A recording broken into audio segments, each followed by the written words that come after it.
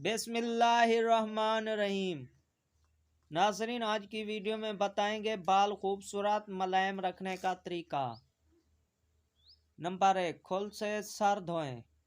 खल से सर धोएं। सरसों की खल को कूट कर रख लें। नहाने से पहले गर्म पानी में भिगो दें और फिर सर में मिल के पानी धो लें। बाल मुलायम हो जाएंगे। आंवले, हरेड़ और हेड़ा हम वजन लेकर कूट लें। एक गिलास गर्म पानी में सफ़ूफ डालें, इससे सर धो लें, बाल खूबसूरत रहें। आंवले, हरीड़ा और हेड़ा हम वजन लेकर कूट लें। एक गिलास गर्म पानी में सफ़ूफ डालें, इससे सर धो लें, बाल खूबसूरत रहेंगे।